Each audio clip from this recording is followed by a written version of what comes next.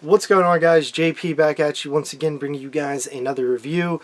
So the review for today is called Deadly Games from the year 1982, coming to us courtesy of Arrow Video. Now, this is a film that I have seen before. This cover is really cool. But this cover that most people probably know the film by is also really cool. This is the original VHS art and theatrical poster art. So Deadly Games, yeah, it's a film that you might think is about a board game, but it is and it isn't really. So it opens up with this woman who is receiving some very creepy phone calls, and she walks outside, decides to strip off her clothes and stand in the moonlight, and eventually is attacked and thrown out a window.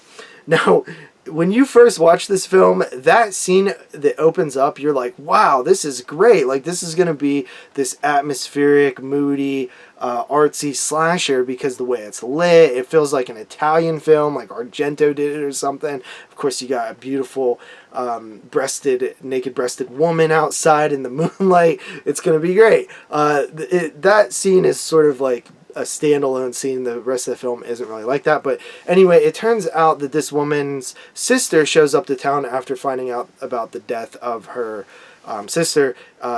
It is the character named Keegan, and she befriends the local police officer named Roger. And Roger is friends with this other dude who is played by Steve Railsback, named Billy. And together they sort of form this trio friendship thing. But there's also other characters in it. There's a big female cast. Dick Butkus is in the film, of course, legendary Bears player. It's sort of this almost slasher, but it's more of like a thriller, but it still has like these slasher beats. There's a kill in a pool that is very weird. Basically, this woman gets drowned in a pool. There's this also very interesting sort of homosexual storyline possibly going on here that a lot of people probably missed when they watch it. I missed it. I really wasn't thinking of that, and I found out sort of the themes on one of the special features, which I'll talk about in a second. I think that the biggest problem for me with this movie is that it's just very slow, and there's a lot of scenes of them just sort of hanging out. Also, like, the description of this film on the back talks about how they're killing people based on the board game, but that really doesn't come into play too much.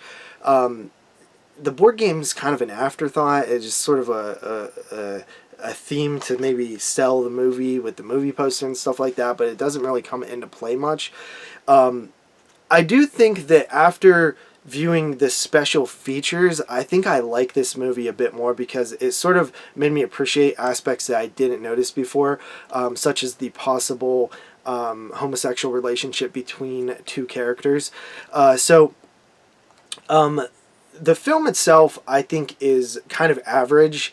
It could have been better, but it also feels a little bit more highbrow than your standard, early 80s slasher-esque film. Seems like they're trying to do a bit more. It's just that, unfortunately, when you've seen so many fun 80s slashers, you sort of expect a formula, and if you don't get that formula, sometimes it could come off a little boring if you're not killing it.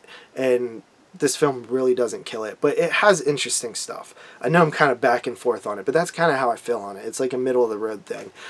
So the special features, there is an audio commentary with the Hysteria Continues podcast, and I thought that this commentary was actually really good because they talk a lot about the film and the themes. They also mention that this could have possibly influenced Kevin Williamson when he was writing Scream, based on the end and sort of how the film is different from what you normally see in 80s slashers and thrillers. And I found that very interesting, and it's something that I didn't really think about. And after hearing them mention that, I was like, wow, that actually makes a little bit of sense. They also talk about the possible relationship element between two characters that I didn't really pick up on, which is very interesting. They also talk about like swinging and sort of this open relationship type themes that are in this movie, which is interesting as well. There's also some interviews with the actress who plays, I believe, one of the friends. And yeah, it's got the theatrical trailer, image gallery. You know, Arrow always does such a good job with their releases, and the transfer is great. The audio is great as usual. Actually, this transfer is better than a lot of transfers we've been getting recently. For a film that really, you know, last time I watched it on a dirty YouTube quality, and to see it like this, it honestly does make you like appreciate the movies more, seeing it in such crystal clear quality. So yeah, pretty different movie, but probably worth checking out for anybody who's like a big fan of 80s flicks. So check it out if you would like. And with that said, we'll see you guys next time with another review. Peace out.